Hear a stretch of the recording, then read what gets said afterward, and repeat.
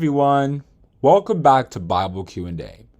In this video, the question we're going to be answering is, can I rely on Bible accounts? There's a big debate going on regarding the credibility of Bible texts. Some are beginning to doubt whether Bible stories are actual historical events or fictional tales like Harry Potter and Romeo and Juliet. Some unbelievers are capitalizing on this to further the idea that God does not exist at all. As Bible enthusiasts, we search the scriptures for answers to these issues, and in this video, we would like to share with you some things we should consider if we are having these doubts.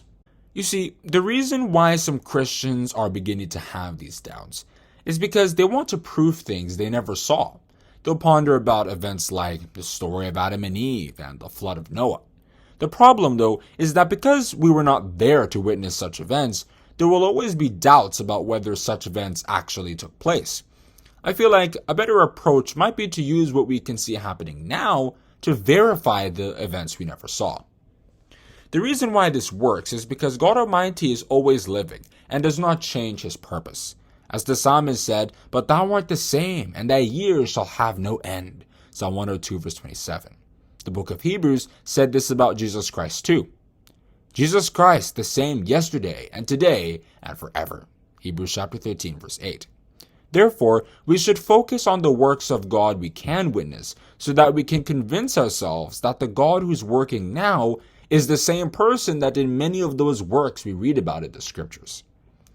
The Bible itself affirms this because it tells us that all the stories were documented for those living in the last days. Now all these things happened unto them for examples, and they are written for our admonition, upon whom the ends of the world are come.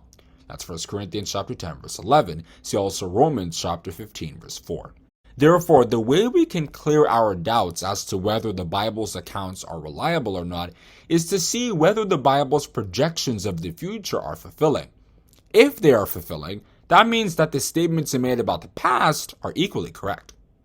For instance, Daniel the prophet said that in the last days, humanity would develop its environment extensively and knowledge of all kinds would increase. But thou, O Daniel, shut up the words and seal the book, even to the time of the end. Many shall run to and fro, and knowledge shall be increased. Daniel chapter 12 verse 4. It goes without saying that this has of course come to pass, because people living 100 years ago would not have imagined that the world we live in now would ever come true. The internet, the effortless travel, the scientific inventions and discoveries. Christ also gave us signs that would indicate that he has returned. For nation shall rise against nation, and kingdom against kingdom, and there shall be famines, and pestilences, and earthquakes in divers places. All these are the beginning of sorrows. Matthew chapter 24 verses 7 and 8.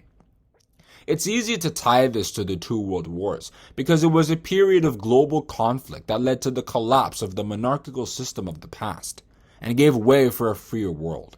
The reason why I tie those specific historical events to that prophecy is because they were global events, which match with the fact that Christ's rule would be global, according to Matthew chapter 24, verse 27, and also because no other wars have led to the kind of global changes that those two did.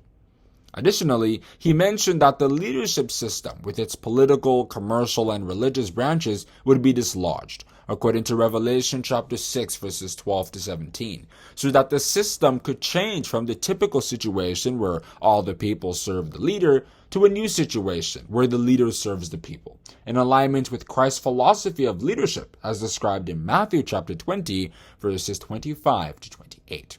Do you see how I'm approaching this? I'm not citing the Dead Sea Scrolls or ancient Babylonian manuscripts to prove academically that those biblical events happened, because there will continue to be doubts about the credibility of such historical events, no matter how much evidence is cited. The Bible tells us that we cannot really find God through such academic and scholarly research. Canst thou, by searching, find out God? Canst thou find out the Almighty unto perfection?